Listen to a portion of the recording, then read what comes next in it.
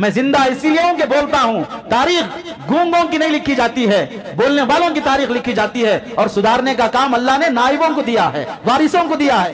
اسی شہر کا واقعہ، ایک خبیث انسان نے اپنی بیٹی کی شادی میں 10 سے 15 کروڑ روپیہ خرچ کیا ہے، اور اس نے مسجد بنایا.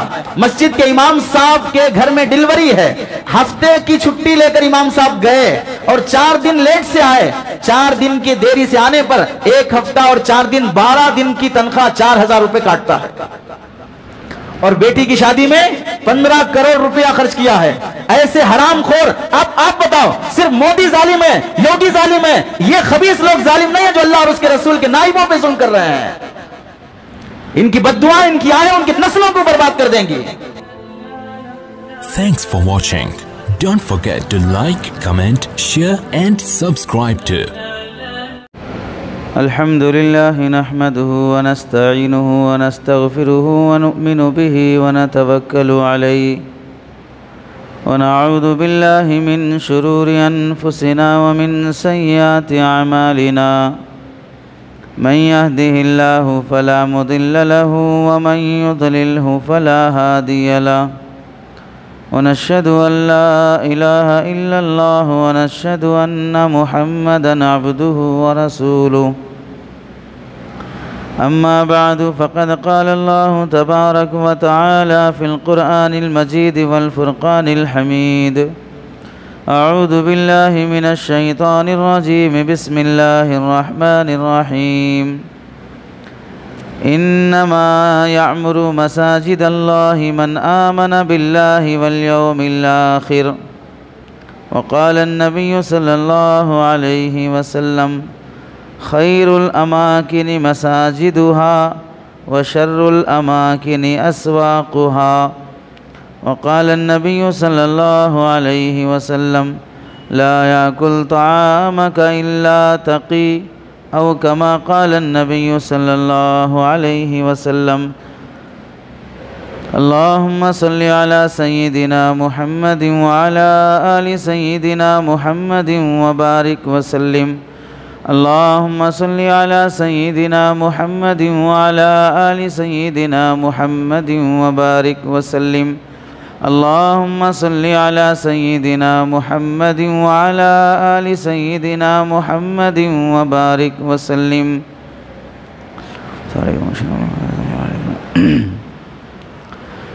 میرے محترم عزیزوں، بزرگوں اور دوستوں، قرآن مجید کی آیت اور حدیث پاک کی روشنی میں آپ حضرات کے سامنے جو بات عرض کرنی ہے وہ رمضان کی مناسبت سے مسجد کی خدمت کرنے والے علماء، ائمہ، مؤذنین کے حقوق اور ان کی خدمت ہم پر کس قدر ضروری ہے اور سماج میں کس قدر ان کے ساتھ بے رخی اور ظلم کا معاملہ کیا جاتا ہے. قرآن مجید کی آیت میں اللہ رب العزت ارشاد فرماتے ہیں انما یعمر مساجد اللہ من آمن باللہ والیوم الآخر. اللہ کے گھر کو وہی لوگ آباد کرتے ہیں جو اللہ پر ایمان رکھتے ہیں، اللہ کی کتاب پر ایمان رکھتے ہیں، آخرت کے دن پر ایمان رکھتے ہیں، نماز قائم کرتے ہیں، شریعت کے ارکان فرائض پر عمل کرتے ہیں. وہ لوگ مسجدوں کو آباد رکھتے ہیں. حدیث میں اللہ کے نبی علیہ السلام فرماتے ہیں بہترین جگہیں ساری دنیا میں وہ مسجدیں ہیں، اور بدترین جگہیں ساری دنیا میں وہ بازار ہیں. دوسری حدیث میں اللہ کے نبی فرماتے ہیں تمہارا کھانا، تمہارے پیسے، تمہارا انکم، تمہاری محنت کی کمائی نیک لوگوں کو کھلانے کی کوشش کرو. متقی لوگوں کو، پرہیزگار لوگوں کو، اللہ سے ڈر کر جینے والے لوگوں کو اپنے مال میں مستقل حصہ رکھ لو کہ میری کمائی میں فلاں نیک آدمی کا بھی حصہ ہے. انہیں میری محنت کی کمائی پہنچانا میرے ذمے فرض ہے، ایسا اپنے آپ پہ لازم کر لو۔ تیسری حدیث میں اللہ کے نبی فرماتے ہیں المؤذن داعی اللہ، اذان دینے والا وہ اللہ کی طرف بلانے والا ہے، اللہ کا داعی ہے، اللہ کا خادم اور نوکر ہے۔ والامام نور اللہ، امام اللہ کا نور ہے۔ والصفوف ارکان اللہ، مسجد میں جو نماز کے لیے صفیں بنتی ہیں وہ اللہ کے نزدیک بنیاد شمار ہوتے ہیں، پلر شمار ہوتے ہیں۔ آگے اللہ کے نبی فرماتے ہیں والقرآن کلام اللہ، قرآن اللہ کا کلام ہے، اللہ کی بات ہے۔ فاجیبوا داعی اللہ، جب اللہ کا نوکر، اللہ کا خادم پکارے اور بلائے تو اس کی دعوت پر آ جاؤ۔ واقتبسوا من نور اللہ، اور جب امام نماز شروع کرے تو اللہ کا نور امام پر اترتا ہے، امام کے نور سے اپنے دلوں کو نورانی بنانے کی کوشش کرو۔ وَكُونُوا ارکان اللہ، جس طرح صفیں اللہ کا پلر شمار ہوتے ہیں بنیاد کے لیے، ایسے ہی تم سب اللہ کے دین کے لیے مضبوط پلر بن جاؤ۔ وَتَعَلَّمُوا کلام اللہ، اور اللہ کے کلام کو سیکھنے کی کوشش کرو۔ ان حدیثوں میں دو باتیں معلوم ہو گئی کہ مسجد نماز پڑھنے کی جگہ، عبادت کی جگہ، یہ اللہ کا گھر ہے، پوری دنیا میں بہترین جگہ ہے۔ اور دوسری بات یہ معلوم ہوئی کہ مسجد میں اذان دینے والے اور نماز پڑھانے والے، یہ جو مسجد کی ذمہ داری پوری کرنے والے ہیں عبادت کے لائن سے، ان کا اللہ سے بہت خاص تعلق ہے۔ یہ اللہ کا نور ہیں، بندے اور اللہ کے درمیان میں ترجمان ہوتے ہیں، ٹرانسلیشن کرنے والے ہوتے ہیں۔ بندوں کی بات اللہ تک پہنچانا، اللہ کی بات بندوں تک پہنچانا، یہ کام امام کرتا ہے۔ اسی لیے کہا گیا رابطۃ بین العباد والخالق، بندوں اور خالق کے درمیان میں کنیکشن، واسطہ جو ہوتا ہے وہ امام ہوتا ہے۔ پوری دنیا اندھیرے میں ہے اور نورانیت صرف اور صرف اللہ کے گھر میں ہے، اور اس نورانیت کو بندوں میں منتقل کرنے والا وہ امام ہوتا ہے۔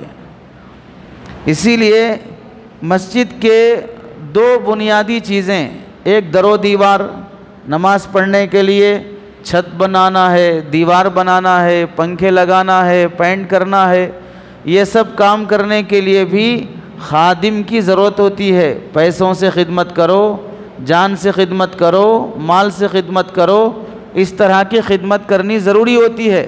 اس کے لیے لوگ چندہ دیتے ہیں، تعاون کرتے ہیں، اور دو چار حضرات ذمہ دار بنتے ہیں، انہیں کمیٹی کہتے ہیں، اس میں صدر ہوتے ہیں، اس میں متولی ہوتے ہیں، وہ بھی خادم ہیں۔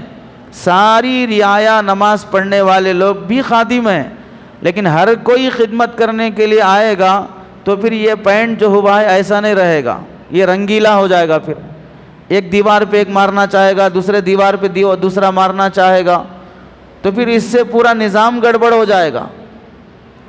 پورا نظام گڑبڑ ہونا تو ہے ہی اگر سب لوگ اپنی مرضی سے خدمت کرنا شروع کریں، بلکہ اگر کسی مسجد میں 8-10 لوگ کمیٹی کے رہتے نا، ان میں بھی اگر اتحاد نہیں رہتا تو بھی کتنی گڑبڑی ہوتی ہے آپ لوگ اچھی طرح جانتے۔ اوپر سے تو اچھے دکھنا رہتا، مجبوری ہے، نہیں دکھے تو نکل جاتے، پھر عزت چلی جاتی۔ اندر اندر سے لڑ لے کے مرتے رہتے، اس کی انہیں نہیں سنتا، اس کی انہیں نہیں سنتا، صدر بن گیا تو صدر کی بھی نہیں چلتی، اپنی منمانی سے چلا لینا رہتا، میری سنے تو ہی کام میں رہتا، نہیں تو دشمنوں کو بھیجنے کی پلاننگ رہتی، جا کے چھیڑو، جا کے فلاں مسئلہ اٹھاؤ، جا کے فلاں کرو، ہم تمہارے کو سپورٹ کرتے، فلاں کرتے۔ پوری سیاسی چال بی جے پی کی پارٹی کی طرح کام کرتا، اندر اندر سے پورے کھیل کھیلنا چاہتے رہتا۔ بالآخر مجبور ہو جانا ہم جیسا بولتے ویسا چلے تو یہ سب مسئلے ختم ہوتے۔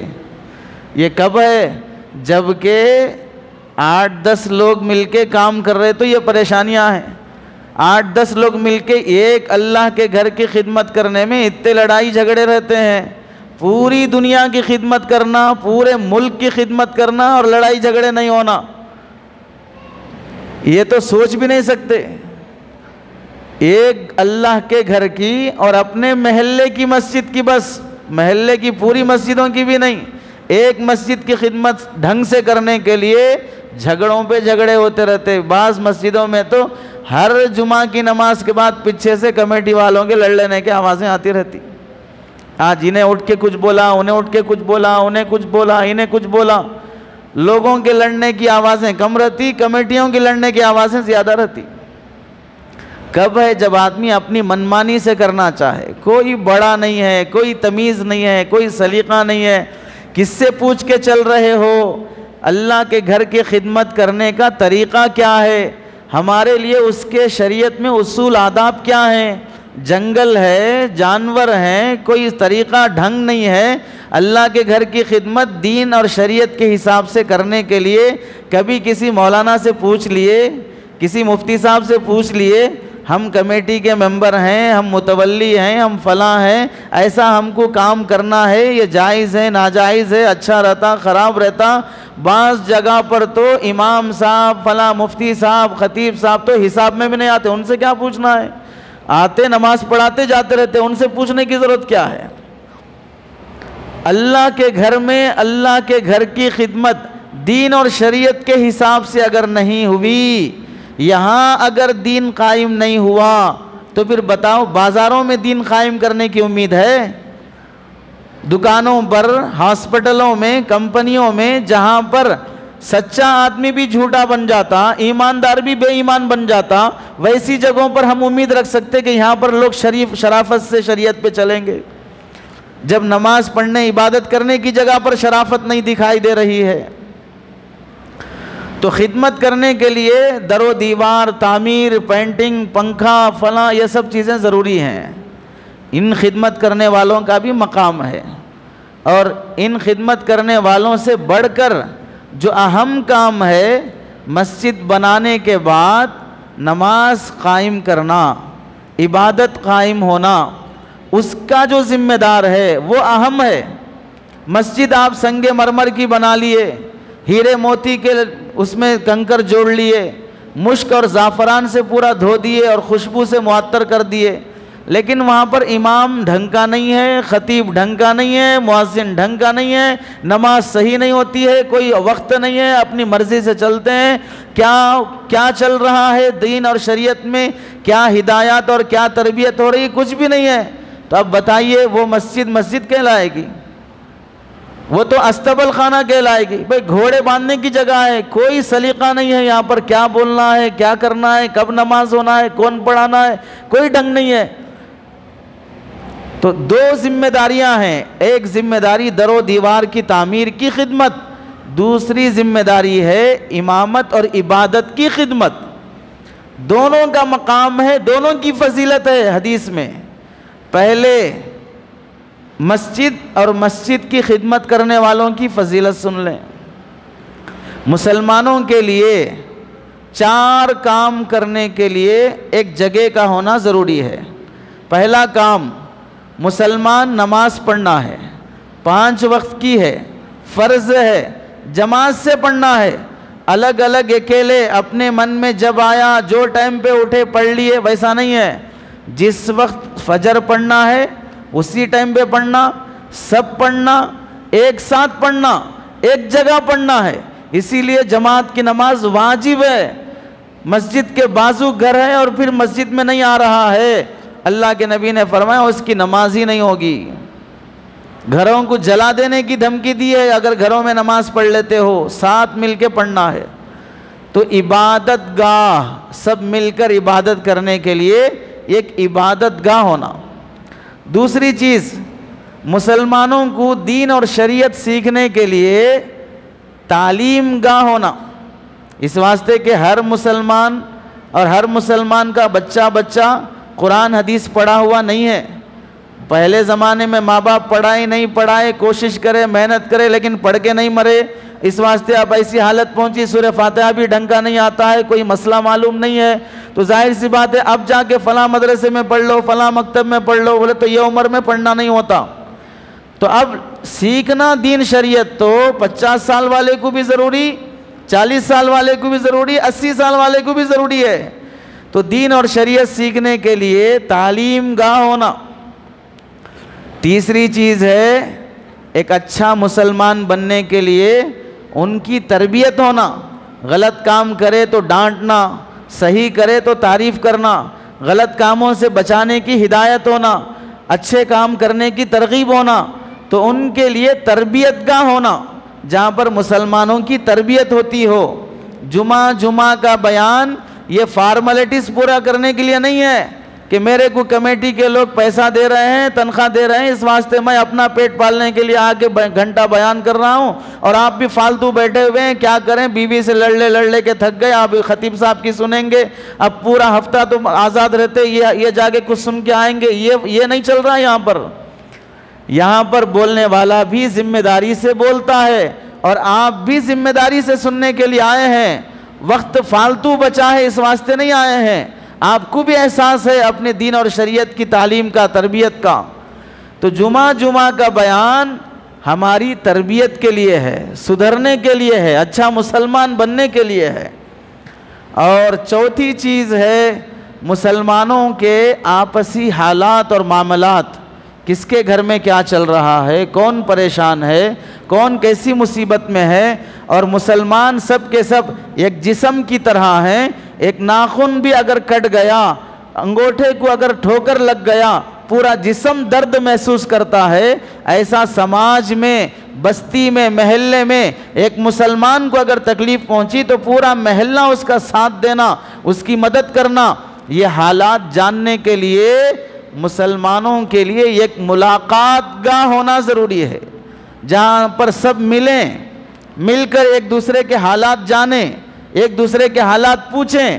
اور جب معلوم ہوا فلاں صاحب غریب ہیں، محتاج ہیں، ایسے ہیں، تو ان کی مدد کرنے کا موقع رہے. خود نہیں کر سکتے، دوسروں کو بول دیے بھئی آپ فلاں ان کی مدد کر دیجئے، اللہ نے آپ کو دیا ہے، میں ان کے حالات جانتا ہوں، بہت پریشان ہیں، آپ ان کی مدد کر دیجئے.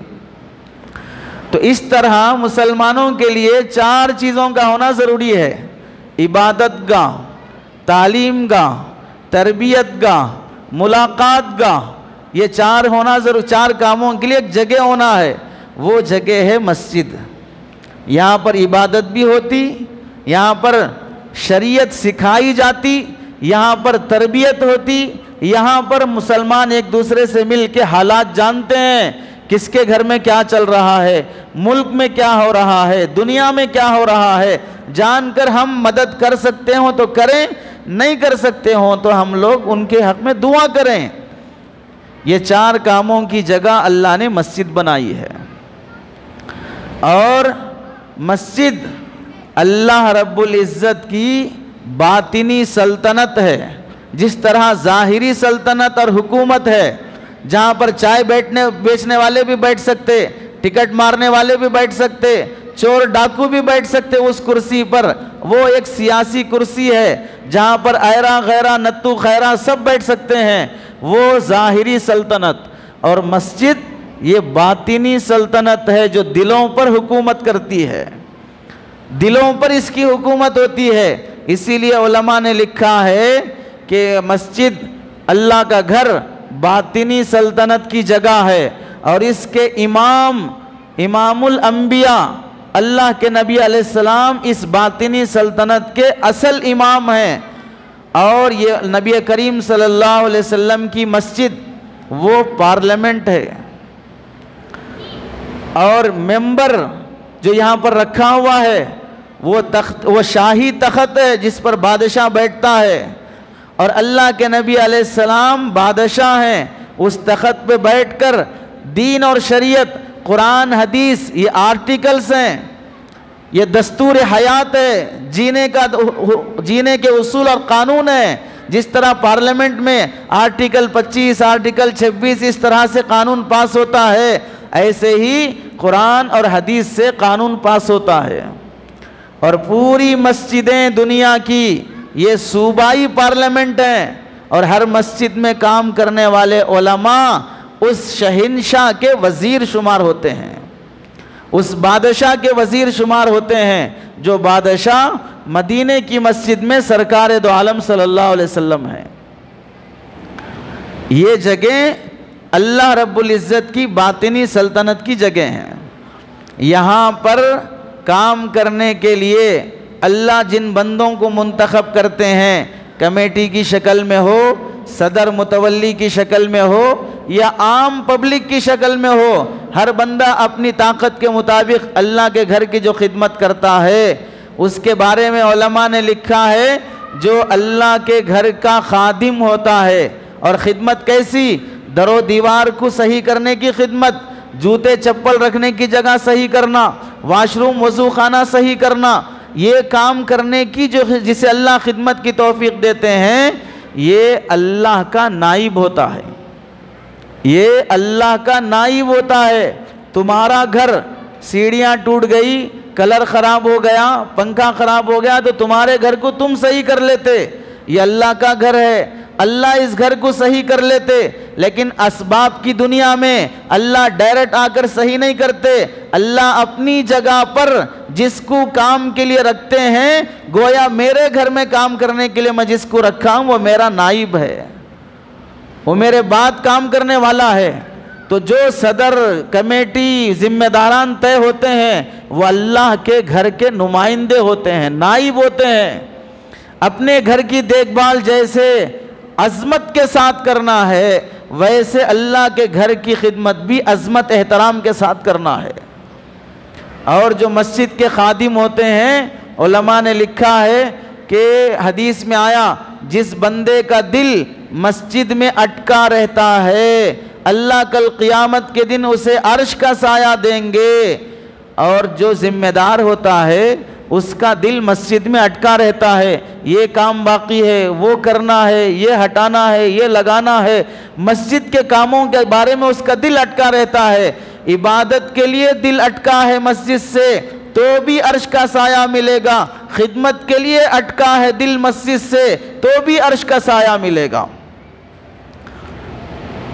اور علماء نے لکھا ہے کہ مسجد آنے جانے والے کے بارے میں ایمان والا ہونے کی گواہی دو کہ یہ مومن ہے جو مسجد آتا جاتا رہتا ہے، عبادت کے لیے آنا جانا، خدمت کے لیے آنا جانا، دونوں کے ایمان والا ہونے کی گواہی دو کہ یہ اللہ کے گھر کی خدمت کے لیے آ رہے ہیں، کیونکہ ان کے دل میں اللہ کی عظمت ہے، اس واسطے اس کے گھر کی خدمت کرنے آئے ہیں۔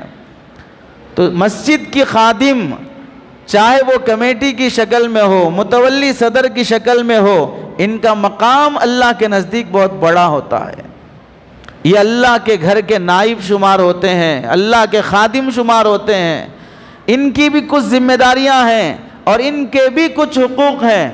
حقوق کیا ہیں؟ جو جس خدمت میں لگا ہے اس کی بے احترامی مت کرو، بے عزتی مت کرو، یہ صدر صاحب کے خلاف، وہ متولی کے خلاف، وہ کمیٹی کے خلاف ہاتھ میں مائک لے لے کے بکتے رہنے کی ضرورت نہیں ہے۔ غلطیاں سب سے ہوتی ہیں، ہر کوئی انسان ہے، فرشتہ نہیں ہے، دودھ کا دھلا ہوا نہیں ہے، زمزم کا دھلا ہوا نہیں ہے، دودھ سے دھو لیے تو بھی جا کے پانی سے دھو لینا پڑتا، ورنہ پاک نہیں ہوتے، نزاکت نہیں آتی۔ اس لیے آدمی دیندار شمار ہوتا ہے، نیک دکھتا ہے، داڑھی کرتا پیجامہ بھی ہے، لیکن شرم نہیں آتی ہے، فلاں کے خلاف مجمع میں لوگوں کے سامنے بک دیتا ہے۔ اللہ کے نبی نے کسی کی بھی اصلاح کرنے کا طریقہ کیا سکھایا ہے؟ تیرے باپ نے کیا سکھایا؟ تیری ماں نے کیا سکھایا؟ تیری جماعت نے کیا سکھایا؟ تیرے دین اور شریعت نے کیا سکھایا؟ اگر آدمی بیمار ہو جائے، ڈاکٹر صاحب سوئی ڈالنے کے لیے، انجیکشن ڈالنے کے لیے ہاتھ پکڑ کے گلی میں کھینچ کے لا کے پینٹ اتار کے اس طرح ٹھوستے ہیں، سوئی علاج ایسے کرتے ہیں؟ کیسے کرتے ہیں؟ اتنی بھی عقل نہیں ہے، کامن سینس نہیں ہے کہ اگر کسی ایک آدمی کو نشانہ بنا کے بولنا ہے، مجمع میں نہیں بولا جاتا، تنہائی میں بولا جاتا ہے، پبلک کو بولنا ہے، سب کو بولنا ہے، کسی ایک کا نام نہیں لینا ہے۔ ایسے موقع پر کامن بات کرو، جو بیمار ہے اس کو لگے گا وہ سدھرے گا۔ یہ طریقہ شریعت کا ہے۔ اتنی بھی عقل نہیں ہے، اگر میرے سے غلطی ہو جائے تو میں چاہتا ہوں کہ میری غلطی اچھالی نہ جائے، پرائیویٹ میں بلا کر لوگ بولیں۔ ایسے ہی آپ سے غلطی ہو جائے تو آپ بھی چاہتے ہیں کہ لوگ میری غلطی کو اچھالے نہ، عیب نہ بنائے، الگ سے بلا کے بول دو، عزت بھی بچ جائے گی، آدمی بھی سدھر جائے گا۔ اور ہم سمجھتے ہیں میں حق بولتا ہوں صاحب، میں حق بولتا ہوں، اس واسطے دماغ ہو، نکو ہو، پاگل ہو، حق بولنے کے لیے نیت بھی حق ہونا، طریقہ بھی حق ہونا، بولنے کی جگہ بھی اور ڈھنگ بھی صحیح ہونا۔ ڈاکٹر جو انجیکشن لگاتا ہے صحیح لگاتا ہے، غلط نہیں لگاتا ہے۔ میں صحیح انجیکشن لگا رہا ہوں صاحب بول کے روڈ پہ لا کے لگائے گا کیا؟ میں صحیح آپریشن کر رہا ہوں صاحب بول کے سڑک پہ لا کے آپریشن کرے گا؟ علاج کرنے والا صحیح کر رہا ہے، لیکن اس کے لیے ڈھنگ اور طریقہ بھی ہے۔ حجام بھی بال مڑاتا ہے، میں بال مڑا رہا ہوں صاحب، آپ بال مڑاؤ بولے، اس واسطے مڑا رہا ہوں، اس واسطے بال پکڑ کے کھینچ کر پانی نہیں ڈالا، نرم نہیں کیا، بلیڈ لے کر کھینچتے جا رہا ہے، تو اسے حجام بولیں گے؟ پہلے حجام ہے اور اسے کیا نام دیا جائے؟ پہلے ہی وہ حجام ہے، اسے اور کیا گالی دی جائے؟ اس کو بھی عقل ہے کہ بال مڑانا ہی ہے، لیکن مڑانے سے پہلے صاحب تھوڑا نرم کر لوں بالوں کو، تکلیف نہیں ہوگی اور بال بھی نکل جائیں گے۔ یہ طریقہ ہوتا ہے۔ اس واسطے کمیٹی یا مسجد کے متولی ذمہ داروں کے خلاف جیسے من میں آیا ویسے بک دینا یہ کمال نہیں ہے۔ آپ اس جگہ پہ ہوتے تو آپ کیا چاہتے؟ آپ کی عزت رہنا یا عزت نکل جانا؟ ویسے ہی دوسرا آدمی بھی چاہے گا کہ میں اس جگہ پہ ہوں تو میری عزت بھی رہے اور میری غلطی بھی درست ہو جائے۔ ایسے ہی کمیٹیوں کے جیسے حقوق ہوتے ہیں، ان کی کچھ ذمہ داریاں بھی ہوتی ہیں۔ ذمہ داریاں بعد میں بولیں گے، اس سے پہلے مسجد کے خادموں میں اصل جو خدمت ہے وہ عبادت کی خدمت، مؤذنی، امامت کی خدمت، یہ بہت اعلیٰ درجے کی خدمت ہے۔ اللہ کے نبی علیہ السلام نے امام کے بارے میں جو فضیلت بیان فرمائی وہ اللہ کا نور ہوتا ہے، بندے اور اللہ کے درمیان میں ترجمان ہوتا ہے۔ مسجد میں سب سے آگے کی جگہ کون سی ہے؟ محراب، جہاں امام صاحب کھڑے ہوتے ہیں۔ سب سے اونچی جگہ کون سی ہے؟ ممبر، جہاں پر خطبے کے لیے کھڑے ہوتے ہیں۔ اونچائی پہ رہنے والی جگہ ممبر، آگے رہنے والی جگہ محراب، اور ان دونوں جگہ پر کام کرنے والا امام اور خطیب۔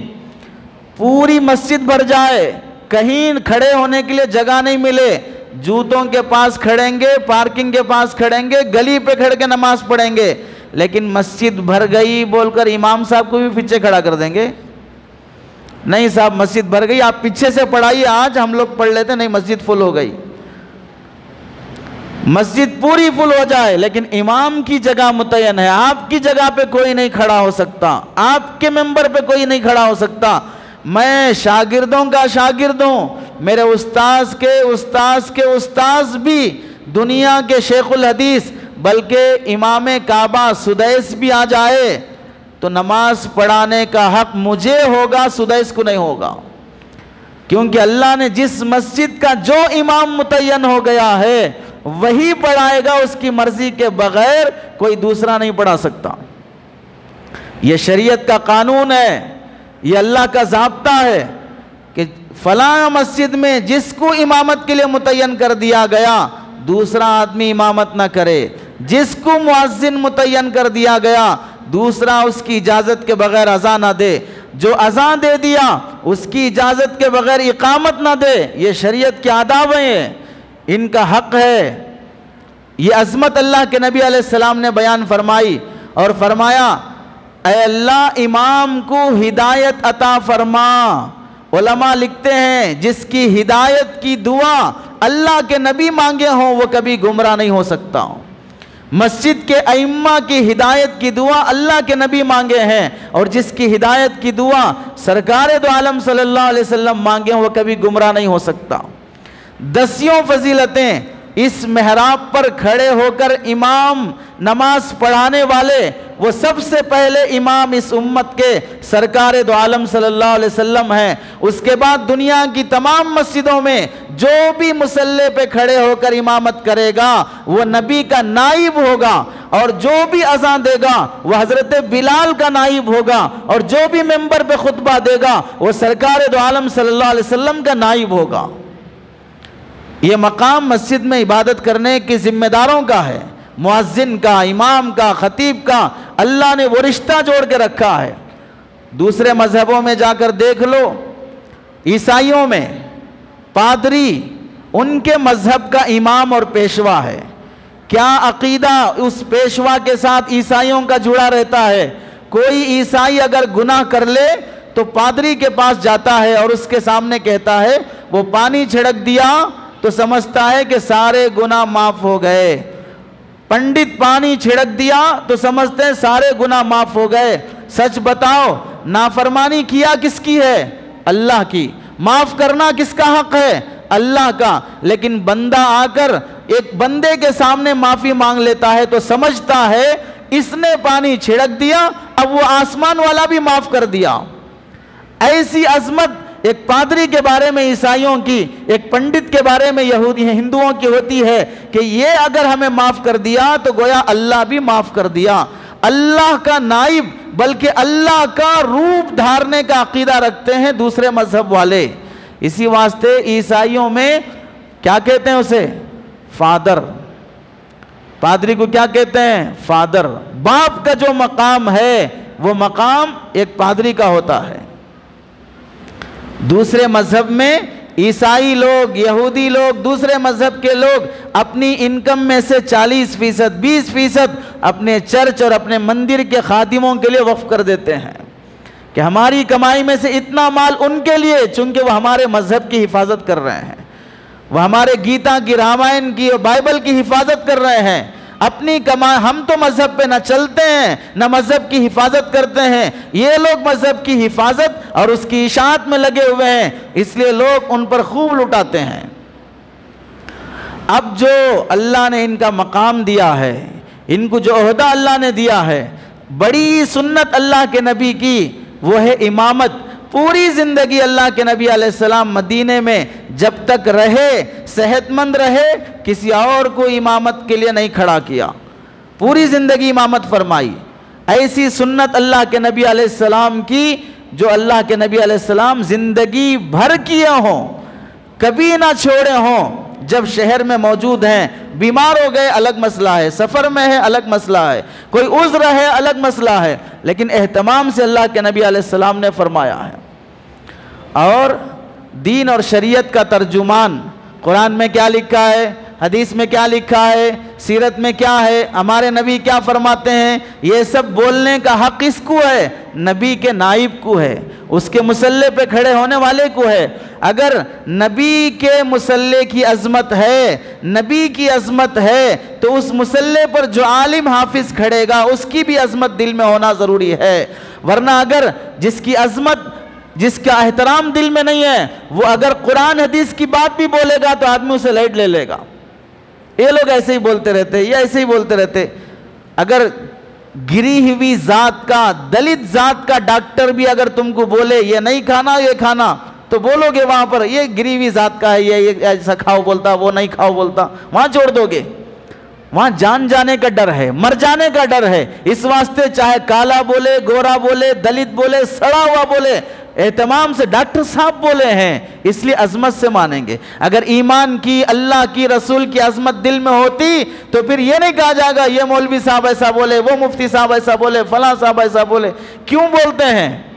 کیوں بولتے ہیں؟ تاکہ تمہارا ایمان محفوظ رہے، مسلمان بنے رہو، منافق نہ بن جاؤ، کافر نہ بن جاؤ، گمراہ نہ ہو جاؤ، اس واسطے بولتے ہیں۔ اگر کوئی شراب پی کے مر رہا ہو، زنا کر کے مر رہا ہو، سود کھا کے مر رہا ہو، مر جائے، اس سے امام کا کیا جائے گا، اس سے خطیب کا کیا جائے گا؟ لیکن بولتے اس واسطے ہیں کہ تم اگر ان گندی حرکتوں میں مرو گے تمہاری نسل برباد ہوگی۔ تو اس لیے یہاں جو بولتا ہے، یہاں جو کھڑے ہوتا ہے، اس کی عظمت اور اس کا احترام ہونا ضروری ہے۔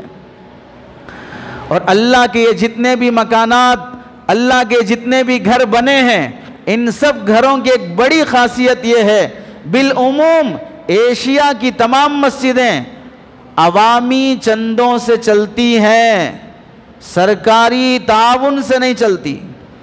کون سی مسجد حیدرآباد کی ایسی ہے جسے سرکار پیسہ دیتی ہو، حکومت کی طرف سے فنڈ آتا ہو، امام صاحب کو 50,000، خطیب صاحب کو ₹1,00,000، مؤذن صاحب کو 40,000، اس طرح کون سی مسجد میں آ رہا ہے؟ 5-10 ہزار بھی مسجد کو اگر حکومت کے فنڈ سے آتے ہیں تو سب سے پہلے ہم بولیں گے کہ لینا جائز نہیں ہے، ہم نہیں لیں گے حکومت کا تعاون، ہم اپنی پبلک، اپنے ساتھ پڑھنے والے لوگوں کے تعاون سے کام کریں گے، تمہارے ہدیے سے کام نہیں کریں گے۔ کیا مسجدوں میں کام کرنے والے علماء، امام، خطیب سب مل کر آٹو والے جس طرح ریلی نکالتے، ڈاکٹر جس طرح ریلی نکالتے، ٹیچر جس طرح ریلی نکالتے، ہم سب مل کر ایک ریلی نکال کر حکومت سے بل پاس کروائے کہ تمام ائمہ کو، مؤذنین کو، خطیبوں کو 40,000، ₹1,00,000، ₹2,00,000 آپ سے سیلری ہوگی تو ہی ہم کام کریں گے، ورنہ پھر ہم بھوک ہڑتال کریں گے، دھرنا کریں گے، فلاں کریں گے؟ نہیں کر سکتے تھے۔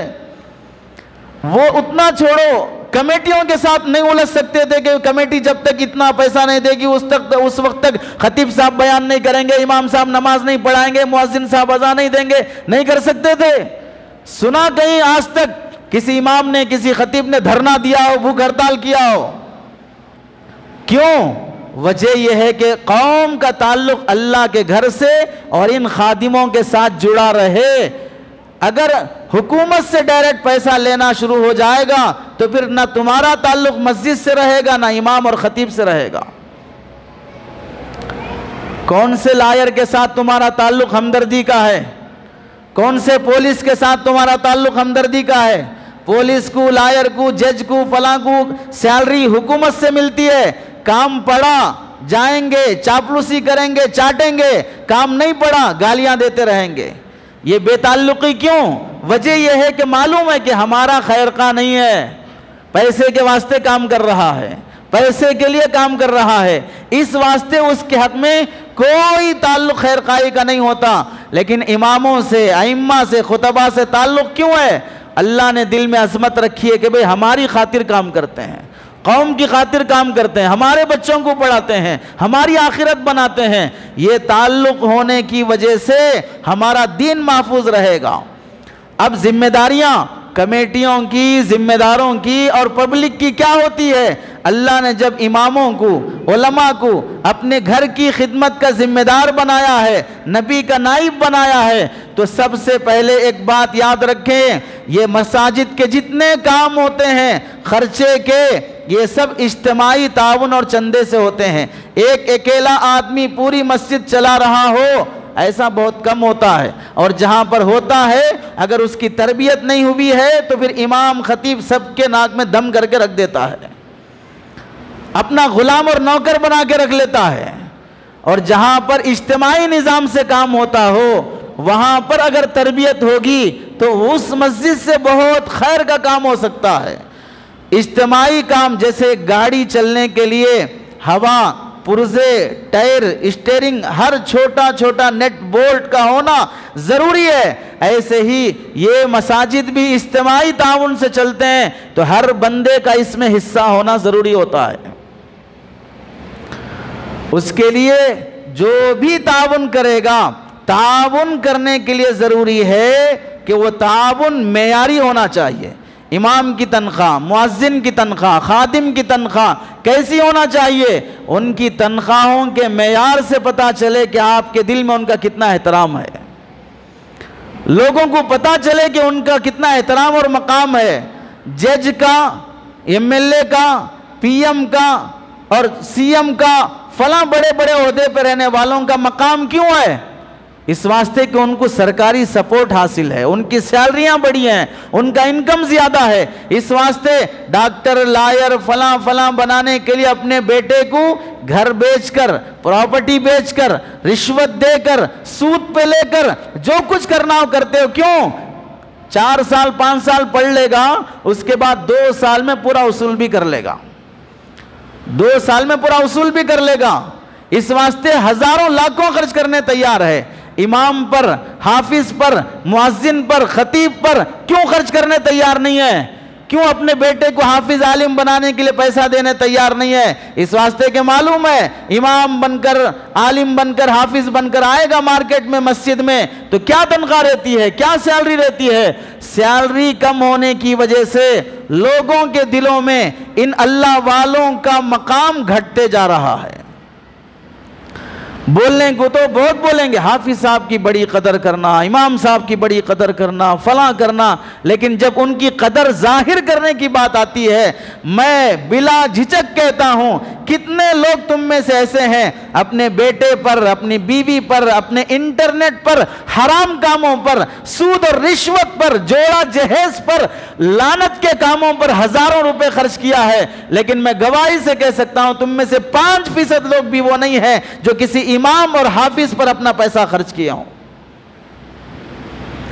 مٹھی باتیں کرنے کے لیے تو سب آئیں گے، دیوانے سمجھتے ہو کہ ہم تمہاری مسکراہٹ سے دھوکے میں پڑ جائیں گے، مسافے سے دھوکے میں پڑ جائیں گے، معانقے سے دھوکے میں پڑ جائیں گے۔ ہمیں اتنا احساس نہیں ہوتا کہ کون کتنی محبت کرنے والا ہے، کون کس کے دل میں کتنی عظمت اور قدر ہے، ہمیں اس کا احساس نہیں ہوتا۔ ہم بھی انسانوں میں جی رہے ہیں۔ کیسا ظلم اس سماج کے ساتھ کیا جاتا ہے، اللہ کے ان نیک بندوں کے ساتھ۔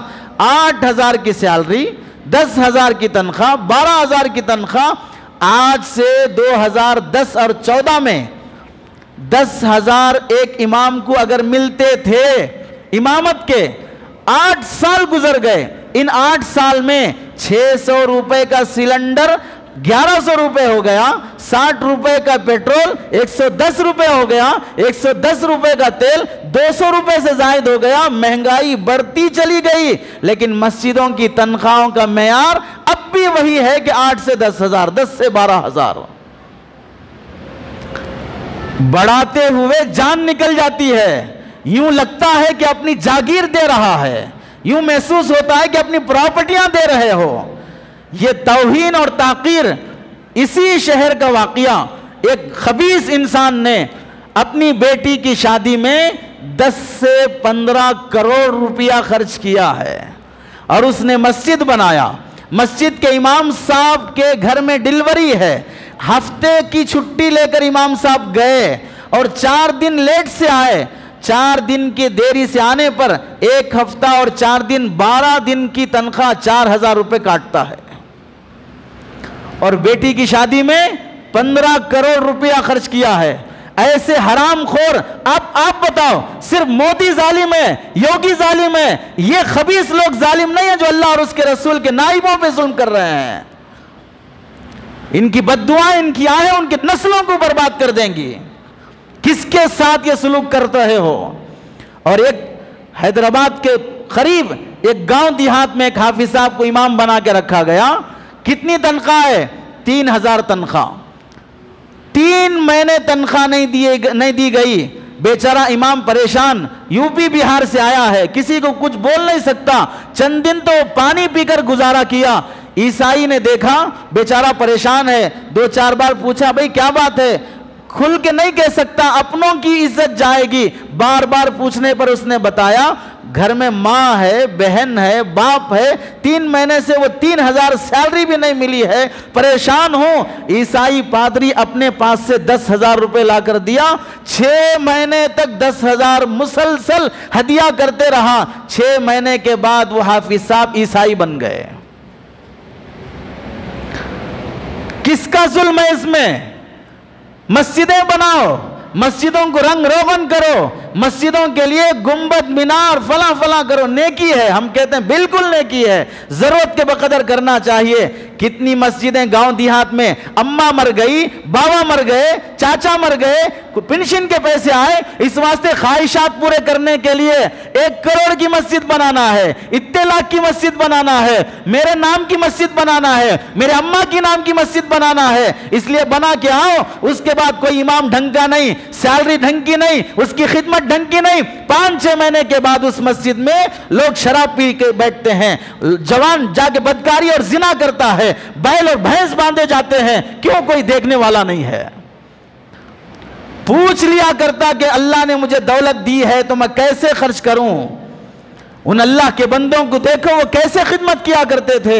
ایک متولی صاحب کے بارے میں، ایک تاریخ مہینے کی آتے ہی لفافے میں رکھ کر امام صاحب کے گھر کے دروازے پہ پہنچ جاتے، آپ کا حق ہے، آپ آنے کی ضرورت نہیں ہے، پہنچانا میرے ذمہ داری ہے۔ امام صاحب کے گھر پہ متولی صاحب پہنچتے ہیں، دروازہ کھٹکھٹا کے کہتے ہیں میں نہیں چاہتا ایک رات بھی ایسی گزر جائے کہ آپ کا حق میرے ذمہ ہو۔ ایک تاریخ ہو گئی، مہینہ بھر آپ نے کام کیا ہے، اب تاریخ بدلنے سے پہلے آپ کا حق دے دینا ہے۔ عزت اور احترام سے وہ تنخواہ پہنچا کے آتے ہیں اور خوش ہوتے ہیں کہ آپ نے میری تنخواہ وقت پر قبول کر لی۔ اللہ کے نبی نے فرمایا مزدور کو اس کی مزدوری پسینہ سوکھنے سے پہلے دے دو، لیکن عاقل حسامی صاحب رحمت اللہ علیہ فرمایا کرتے تھے ایسا ظالم سماج ہے، نبی کہتا ہے پسینہ سوکھنے سے پہلے مزدوری دے دو، یہ لوگ تو خون سوکھنے کے بعد بھی مزدوری دینے تیار نہیں ہوتے ہیں۔ ستا کر دینا، کم تنخواہوں پر تانے دیتے رہنا، مال دینا تو دور کی بات، عزت و احترام بھی نہیں کیا جاتا ہے۔ ہمیشہ یاد رکھو شیخ سعدی کا شعر ہے، منت منے خدمت سلطان ہمی کنی، منت سناش کہ خدمت بداشتد، احسان نہ جتاؤ کہ تم علماء اور حفاظ کی خدمت کرتے ہو، احسان سمجھو اللہ نے تمہیں توفیق دیا ہے کہ ان کی خدمت کرو۔ کتنے لوگ نہیں ہیں، کروڑ پتی ہیں، لکھ پتی ہیں، مالدار ہیں، ان کے بنگلے بینک بیلنس لاکھوں کروڑوں میں ہیں، لیکن ایک حافظ اور عالم کی خدمت کی انہیں توفیق نہیں ہے، اپنا پیسہ ان کی جوتیوں میں رکھنے کے لائق نہیں ہے، لیکن اللہ نے معمولی لوگوں کو قبول کیا۔ تمہارا پیسہ فلاں حافظ صاحب کے، فلاں مفتی صاحب کی خدمت میں جا رہا ہے، اللہ کا احسان سمجھو، میرا کتنا پیسہ حرام میں چلا گیا، چوری میں چلا گیا اور دھوکے میں چلا گیا، اللہ نے میرے کو یہ توفیق دیا کہ میں ان علماء کی خدمت کر سکوں۔ اور یاد رکھو اللہ اسی کا مال قبول کرتے ہیں جو دیکھ کر یہ سمجھتا ہے کہ اس عالم نے، اس امام نے لے کر مجھ پر احسان کیا ہے، میں نے دے کر احسان نہیں کیا، یہ میرا لے کر احسان کیا ہے، اللہ اس کا مال قبول کرتے ہیں۔ اور جو یہ سمجھتا ہے کہ میں دینے سے ان کا گھر چلتا ہے، میری سیلری سے ان کے بچے پلتے ہیں، ایسے بندے کا اللہ مال قبول نہیں کرتے۔ میری وجہ سے مسجد چلتی ہے، ہم دینے سے مسجد چلتی ہے، ہرگز مال قبول نہیں ہوگا۔ یہ سمجھنا مسجد کی برکت سے میں چلتا ہوں، امام کی برکت سے میں چلتا ہوں، حافظ کی برکت سے میں چلتا ہوں، اس کی دعاؤں کی برکت سے اللہ نے میرے گناہوں کے عذابات روک کے رکھا ہے۔ میرا بیٹا کتنا گنہگار، میں کتنا شرابی، میری بیٹیاں کتنی آوارہ بے پردہ، اللہ کی پکڑ آ جانی چاہیے تھی، حافظ صاحب کی خدمت کی بدولت اللہ تعالیٰ مجھے عذاب سے بچا کے رکھا ہے۔ ایسا سوچنے والوں کی اللہ تعالیٰ مال قبول کرتے ہیں۔ کیسے نیک بندے تھے، قدر اور عظمت تھی، مہینہ ہوتے ہی تھیلی میں رکھ کر مہینے کی تنخواہ اسے عطر اور مشک لگا کر خوشبودار بنا کر امام اور خطیب کے سامنے لا کر ہاتھوں میں ایسے رکھ کر پیش کرتے۔ اللہ کے نبی نے فرمایا اوپر والا ہاتھ بہتر ہے نیچے والے ہاتھ سے، دینے والا ہاتھ بہتر ہے مانگنے والے ہاتھ سے۔ اب وہ دینے کے لیے آیا، امام ہاتھ ایسے لمبے کیا تو اس کو معلوم ہے امام کا ہاتھ نیچے نہیں ہونا، اس کا مقام بڑا ہے، تو متولی صاحب کہتے ہیں آپ کا ہاتھ اوپر رہے، میرا ہاتھ نیچے رہے گا، میں ایسے پیسے پیش کروں گا، آپ اوپر سے لے لیجئے، یہ آپ کا احسان ہے۔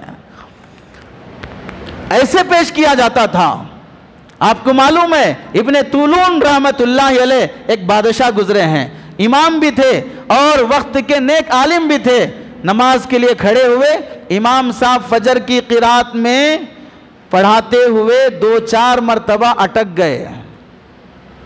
فجر کی نماز سے فارغ ہونے کے بعد سیدھے بادشاہ اپنے محل پہنچا، وزیر کو بلایا اور اپنے خزانے میں سے سونے چاندی کی تھیلیاں بنایا اور کہا لے جا کے امام صاحب کو دو۔ تو اس نے پوچھا انہوں نے امام صاحب نے آپ سے کچھ کہا ہے، مانگا ہے؟ تو بادشاہ کہنے لگا لے جا کے دے دو۔ اب یہ گئے، پیسہ نہیں دیا، جیب میں رکھ لیے، امام صاحب سے خیر خیریت سلام دعا سب ہونے لگی، اس کے بعد گھر کے حالات پوچھے تو امام صاحب نے کہا گھر میں بیوی ڈیلیوری سے ہے، حمل سے ہے، بچہ بیمار ہے، اتنے دنوں سے پیسے کا انتظام نہیں ہوا ہے اس لیے بے چین اور پریشان ہوں۔ تو فوراً وہ پیسے نکال کر بادشاہ کے حوالے کر دیا اور بادشاہ سے جا کے پوچھا امام کے گھر میں کیا پریشانی ہے؟ آپ کو جب امام بتایا نہیں تو آپ کو کیسے پتا چلا؟ تو ابن طولون کہنے لگا فجر کی قرات میں 2-3 مرتبہ امام صاحب اٹک گئے، مجھے لگا کہ امام صاحب کا دل کہیں اور ہے اور زبان کہیں اور ہے، وہ کہیں اور پھنسے ہوئے ہیں، کسی مصیبت میں، اسی واسطے قرات صحیح نہیں ہو رہی ہے۔ اشارے سمجھ لیا کرتے تھے، آج تو منہ مانگ کر بھی پوچھا جائے تو دینے تیار نہیں ہوتے ہیں۔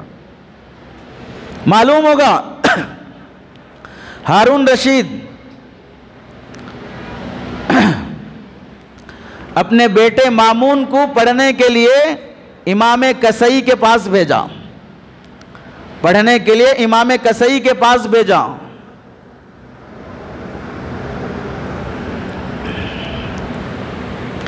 امام کسائی عادت یہ تھی بادشاہ کا بیٹا شہزادہ پڑھتے ہوئے جانا، غلطی آئی تو یہ سر اٹھا کے دیکھتے تو سمجھ جانا غلطی ہوئی، اگر سر جھکا کے ہیں اور بچہ پڑھتے جا رہا ہے تو سمجھنا صحیح پڑھ رہا ہوں۔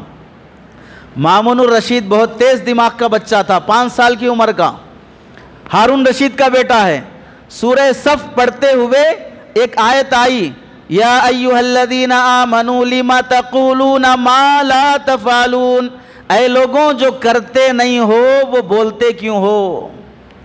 یہ آیت آئی، امام کسائی سر اٹھا کر دیکھے تو معلوم ہوا غلط پڑھا ہے، پھر صحیح پھر پڑھا، پھر سر اٹھا کے دیکھے غلطی کچھ بھی نہیں ہے، لیکن استاد سر اٹھا کے دیکھ رہا ہے۔ مامون رشید پڑھ کے چلا گیا، گھر جا کے بچے کا دماغ دیکھو، گھر جا کے بچہ پوچھ رہا ہے آپ نے میرے استاد سے کوئی وعدہ کیا تھا؟ ہارون رشید تعجب سے پوچھا کیوں، کسائی نے تمہیں کچھ کہا ہے؟ نہیں کچھ نہیں کہا، لیکن جہاں میں غلطی نہیں کیا وہاں بھی امام نے سر اٹھا کے دیکھا اور میرے استاذ نے سر اٹھا کے دیکھا، اور اس آیت کا مطلب ہے لوگوں جو کرتے نہیں ہو وہ بولتے کیوں ہو؟ تو میں سمجھا شاید آپ نے میرے استاذ سے کوئی بات کی ہے اور وہ کیے نہیں ہیں، اس واسطے میرے استاذ سر اٹھا کے دیکھے ہیں۔ تو ہارون رشید نے کہا میں نے چند دن پہلے وظیفہ جاری کرنے کا وعدہ کیا تھا لیکن نہیں کر سکا، بھول گیا تھا، فوراً وظیفہ جاری کیا۔ کیسے قدردان لوگ تھے، دسیوں قصے تاریخ میں پڑے ہیں۔ میں تو چونکہ سفر سے ابھی 11 بجے واپس آیا ہوں، جو ذہن میں ہے وہ باتیں تم سے بیان کر رہا ہوں۔ اماموں کی قدر عظمت بادشاہوں نے کی ہے۔ ہارون رشید کا بیٹا یہی مامون رشید بعد میں چل کر جو بادشاہ بننا ہے، استاذ کے پاس پڑھنے کے لیے بھیجا۔ استاذ وضو بنا رہا ہے اور شہزادہ پانی ڈال رہا ہے۔ ہارون رشید نے دیکھ کر استاذ سے کہا استاذ صاحب آپ نے میرے بیٹے کو بے ادب بنا دیا ہے۔ تعجب سے پوچھا کیوں بے ادب بنایا؟ میرا بیٹا آپ کو وضو کے ہاتھ پیر دھلانے کے لیے پانی ڈال رہا ہے، یہ بے ادبی ہے، ہونا یہ چاہیے تھا میرے بیٹے سے کہتے ایک ہاتھ سے پانی ڈالو دوسرے ہاتھ سے پیر رگڑو، ایک ہاتھ سے پانی ڈالو دوسرے ہاتھ سے میرا پیر صاف کرو۔ کس کو؟ شہزادے کو بول رہا ہے۔ بادشاہ اپنے بیٹے کو بول رہا ہے کہ تو علماء کی خدمت کرنے کا حقدار ہے کہ تیرے ہاتھ ان علماء کی جوتیوں میں پڑے رہیں۔ یہ قدر تھی ان اللہ والوں کی، یہ قدر تھی علماء اور مساجد کے خادموں کی۔ آج ہم لوگ شکایت کرتے ہیں عیسائیت وہاں پھیل رہی ہے، عیسائی لوگ وہاں پھیل رہے ہیں، عیسائی لوگ وہاں کام کر رہے ہیں، 2 لاکھ کا چرچ 5 لاکھ کا چرچ بنا دیے، فلاں جگہ سب لوگ مرتد ہو رہے ہیں۔ حجامت کی وجہ سے مرتد ہو رہے ہیں۔ محنت دیکھی ہو عیسائیوں کی کیسے کام کرتے ہیں؟ اگر کسی گاؤں دیہات میں 3 لاکھ کا چرچ بناتے ہیں، بقیہ 8-10 لاکھ روپے وہ کیا کرتے ہیں؟ گاؤں کے لوگ بیمار ہیں علاج پہ لگائیں گے، نوکری نہیں ہے وہاں کے لوگوں کو نوکری لگا کے دیں گے، کسان وہاں کا پریشان ہے اسے پیسہ لون میں دیں گے، اگر کوئی شادی نہیں ہو رہی ہے شادی کے خرچ میں دیں گے۔ چرچ بنا ہے 3 لاکھ کا لیکن پیسہ وہاں کی پبلک پہ خرچ ہو رہا ہے، دیکھتے دیکھتے چند مہینوں کے بعد پورا گاؤں عیسائی بن جاتا ہے۔ ہم کیا کریں گے؟ دیوانہ اٹھا ملیدہ کوٹا بولے جیسے ہی اماں کی یاد آئی بابا کی یاد آئی جائیں گے 10 لاکھ کی مسجد بنا کے آ جائیں گے، امام ڈھنگ کا نہیں رکھو، گاؤں والوں پہ خرچ مت کرو، جلسہ کرنے کے لیے پیسے ہیں، جوڑ کرنے کے لیے پیسے ہیں، لاکھوں روپے خرچ کریں گے، اس کے بعد مسجد میں کتے آئیں گے۔ مسجد میں شراب پینے کے لیے لوگ آئیں گے، برباد ہو جائیں گی مسجدیں۔ گاؤں دیہات کی مسجدوں تو چھوڑو، حیدرآباد شہر کی کتنی مسجدیں یوٹیوب پر نہیں آتی ہیں، کلپس اس کے نہیں بنتے ہیں، فلاں محلے میں مسجد ویران پڑی ہے۔ کیوں ویران پڑی ہے؟ کیوں آباد نہیں ہے مسجد؟ خرچ کہاں کرنا چاہیے یہ بھی سمجھ لو، پوچھ کے خرچ کرو۔ قوم کا سب سے بڑا سرمایہ در و دیوار نہیں ہوتے ہیں، سب سے بڑا سرمایہ افراد ہوتے ہیں، کام کرنے والے لوگ ہوتے ہیں، ان کی صلاحیتوں پہ خرچ کرنا، ان کی قدر کرنا۔ میں عالم ہوں، اللہ کا کرم ہے، میں اپنی برادری کو جانتا ہوں، کتنے میرے ملنے جلنے والے دوست ایسے ہیں حیدرآباد کے آس پاس جن پیاگ، امیزون اور فیس بک کمپنیوں میں کام کر رہے ہیں، کلاس کے ٹاپر ہیں۔ اگر وہ آتے مدرسے میں پڑھاتے، مسجد میں کام کرتے، دھوم مچا دیتے، وقت کے شیخ الحدیث بن جاتے، لیکن وہ مدرسے میں مسجد میں کام نہیں کرنا چاہتے، جا کے فیس بک میں کام کر رہے ہیں، جن پیک میں کام کر رہے ہیں، امیزون میں کام کر رہے ہیں۔ کیوں کام کر رہے ہیں؟ وہ یہی کہتے ہیں کہ مسجد میں کام کرو، 8-10 ہزار تانے باتیں یہ سب سنتے رہنا۔ اس زمانے میں وہ کہاں سے گزارا ہوگا؟ اور وہاں پر 50,000 روپے سے سیلری شروع ہوتی ہے، لانے لے جانے کار آتی ہے، فیسلٹی ہوتے ہیں، ہفتے میں 5 دن کام کرنا ہوتا ہے۔ اس واسطے قوم کا صلاحیت مند طبقہ، کریم طبقہ، وہ سب ادھر جا رہا ہے۔ کس کا نقصان ہوگا؟ کما کے کھانے کے لیے آدمی جوتے چپل سی کر بھی کما کے کھا لے گا، لیکن قوم کا جو رہبر ہے وہ اگر قوم کو نہیں ملے گا تو قوم کا نقصان ہوگا۔ ایک بچے کو اللہ نے ٹیلنٹ دیا، وہ ڈاکٹر بن سکتا ہے، دوسرا لائر بن سکتا ہے، تیسرا جج بن سکتا ہے۔ اگر جسے اللہ نے یہ صلاحیت دی ہے وہ لوگ جج، لائر، ڈاکٹر، فلاں عہدے پہ آنے کے بجائے وہ بنڈی ڈال رہا ہو، وہ آٹو چلا رہا ہو، تو بتاؤ قوم کا نقصان نہیں ہے؟ تیری صلاحیت یہ تھی کہ تو پارلیمنٹ میں ہوتا اور تو یہاں پر ٹھیلا لگائے بیٹھا ہے۔ ایسے ہی ان علماء کی صلاحیت یہ ہے کہ قوم کی رہبری کرتے، اور وہ فیس بک جن پیک میں بیٹھا ہوا ہے، کپڑوں کی دکان پہ بیٹھا ہوا ہے۔ وجہ کیا ہے؟ وجہ یہ ہے کہ قوم ان کی جیسی قدر کرنا ویسی قدر نہیں کرتی ہے۔ تعمیرات پہ پیسہ لگانے تیار۔ ارے تعمیرات تم نہیں، تمہارے باپ داداؤں کے بادشاہوں نے، شاہ جہاں نے بنایا۔ کس کا قبضہ ہے آج اس پر؟ چار مینار جس نے بنایا، کس کا قبضہ ہے آج اس پر؟ جو قطب مینار بنایا، لال قلعہ بنایا، کس کا قبضہ ہے آج اس پر؟ تعمیرات پہ جو پیسہ لگا ہے، ظالم اس پہ قبضہ کر کے بیٹھا ہے اور لاکھوں روپے ماہانہ اس سے، سالانہ اس سے کھا رہا ہے۔ ایک پیسہ تمہارے بنانے والی نسل کو نہیں مل رہا ہے۔ تعمیرات پہ لگنے والا پیسہ اہم نہیں ہے، وہاں کام کرنے والے افراد پہ پیسہ لگنا ہے۔ ایک مسجد اسی شہر کی بہت شاندار بنی، مغرب کی نماز پڑھنے کا اتفاق ہوا۔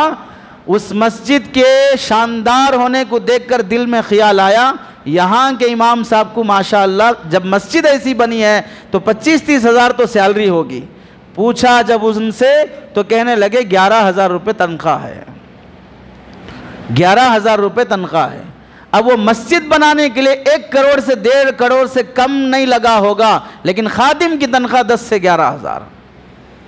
اس میں صرف کمیٹی قصوروار نہیں ہے، ہم سب اس میں ظالم اور مجرم ہیں۔ اس واسطے کہ اگر ہم انفرادی تعلق رکھتے، ہر بندہ کر سکتا ہے، کیا ضرورت ہے کہ ہم کمیٹی کو الزام دیں؟ کمیٹی والے نہیں دیتے۔ تم میں طاقت نہیں ہے، عقل دماغ نہیں ہے، جو جس شعبے میں لگا ہے اس شعبے کے ذریعے سے خدمت کر سکتا ہے۔ تمہاری کپڑے کی دکان ہے، امام کی، مؤذن کی کپڑوں کے ذریعے خدمت نہیں ہو سکتی۔ تمہاری راشن کی دکان ہے، امام کی راشن کے ذریعے سے خدمت نہیں ہو سکتی۔ تم ڈاکٹر ہو، امام اور اس کے بچوں کا فری میں علاج نہیں کر سکتے۔ تم دوسرا اپنا دکان چلاتے ہو، جوتے چپل کا کاروبار ہے، امام اور اس کی فیملی کو جوتے چپل نہیں بیچ سکتے ہو، کون سی خدمت نہیں کر سکتا؟ پیسہ دیتے ہوئے آدمی کو جان نکل سکتی ہے، لیکن گھر میں دکان میں پڑا ہوا سامان دیتے ہوئے آدمی کو کون سی جان نکل جائے گی؟ لیکن تیار نہیں۔ وجہ کیا ہے؟ عظمتیں ختم ہو گئی، قدر ختم ہو گئی۔ بعض لوگ کہتے ہیں میں 10 سال سے صدر ہوں، ہماری کمیٹی 25 سال سے کام کر رہی ہے، یہ نہیں تھا وہ کر دیے، وہ نہیں تھا یہ کر دیے، یہ نہیں تھا یہ بنا دیے، وہ نہیں تھا وہ بنا دیے۔ ضرورت کی چیزیں بنائے ہیں، بالکل اچھا کیا اور ثواب ملے گا اور ہمیشہ کا ثواب ملے گا۔ لیکن بتاؤ اتنے سالوں میں تمہاری اس مسجد کو ڈھنگ کا امام ملا، ढंग का खतीब मिला, क्यों बार बार इमाम बदलता रहा, क्यों खतीब बार बार बदलता रहा, क्यों मुअज्जिन बार बार बदलता रहा, अच्छा इमाम और खतीब क्यों नहीं मिल सका? वजह यह है कि तुम उसकी कदर करके उसको टिका नहीं सके। यहां भी काम करो, वहां भी काम करो, यहां भागो, यहां ट्यूशन पढ़ाओ, वहां मकतब पढ़ाने जाओ, वहां दुकान में यासीन और फातिहा पढ़ने जाओ, इधर उधर से मांग मांग कर जमा कर कर के आदमी थक जाता है। और फिर जुम्मा आते ही चिट्ठी आती है, इतनी लंबी लिस्ट, उनके लिए दुआ करो, इनके लिए दुआ करो, फलां के लिए दुआ करो। कुछ ढंग के काम ऐसे करो मांगे बगैर भी दिल से दुआ निकल जाए। लिस्ट पढ़ते पढ़ते तो बाज लोगों के नाम याद हो गए, मर के 3-4 महीने 2 साल हो गया, अब भी बोलना पड़ता है मरहूम हो गए, मर गए, मर गए। कितने बार मरे? अरे कितने बार मरे? एक ही बार तो मरे हैं। ढंग की काम ऐसे नहीं होते, लेकिन दुआओं की लिस्ट आती है, दुआ कीजिए। हम दुआ का सौदा नहीं करते।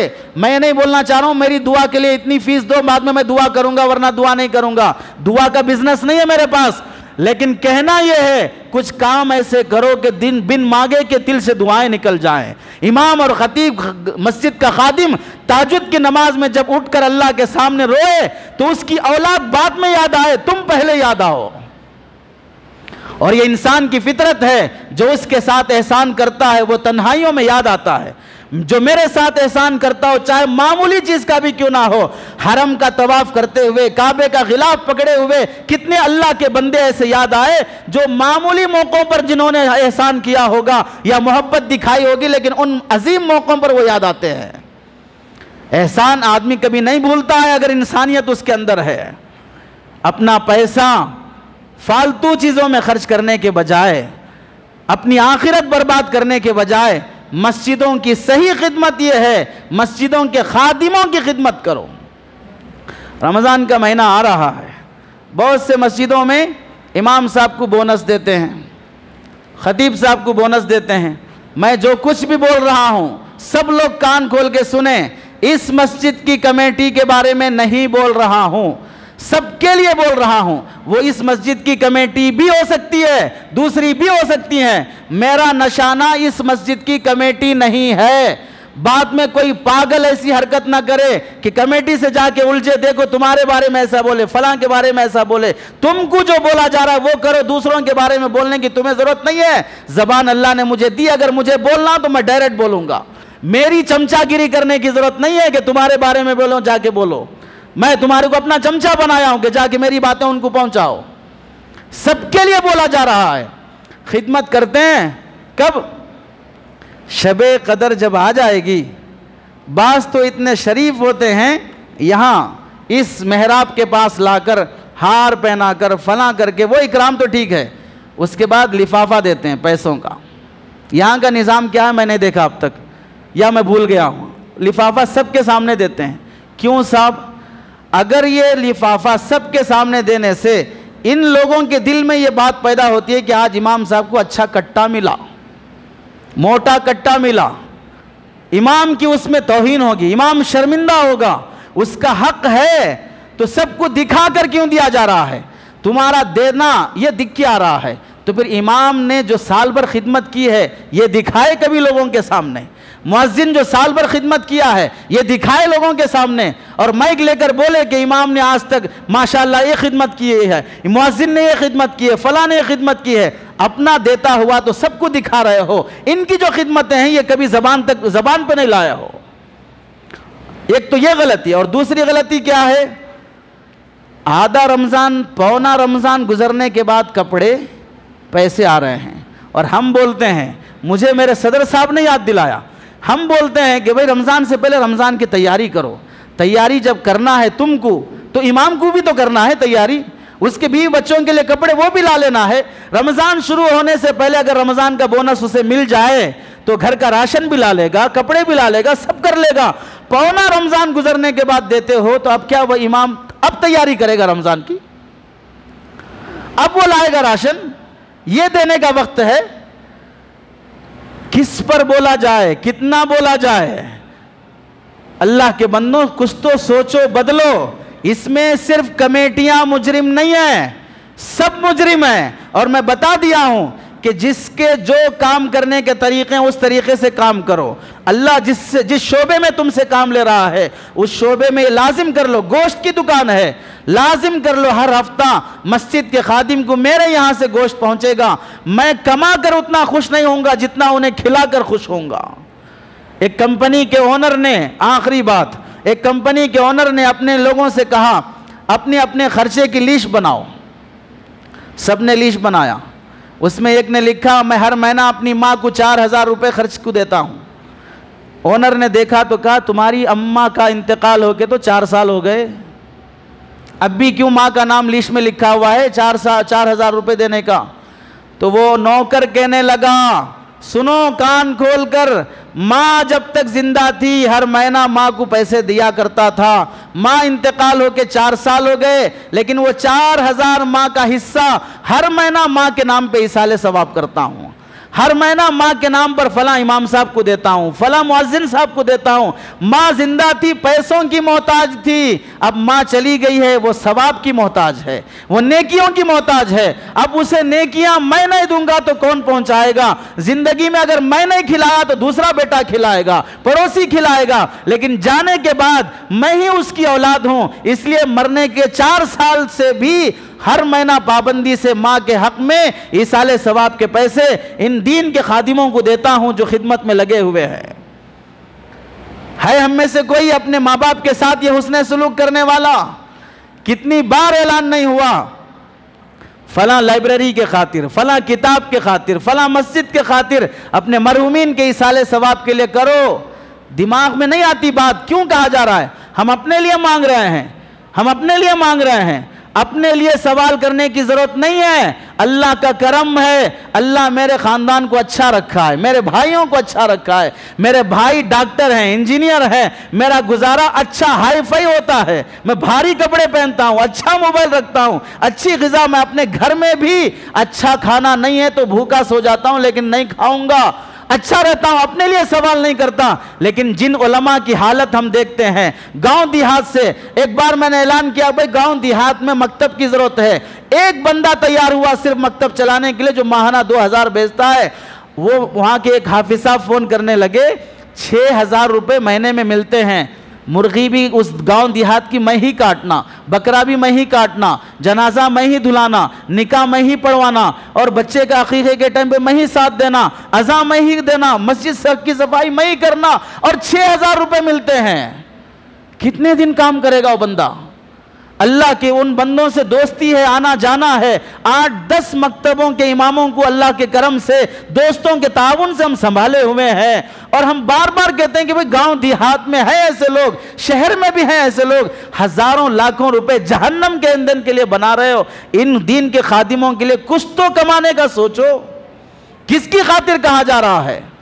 اس لیے ممکن ہے آج کے بیان میں کوئی بات سخت آپ کو دل کو لگی ہو, تکلیف دی ہو, معافی چاہتا ہوں, لیکن خاموش نہیں رہا جائے گا.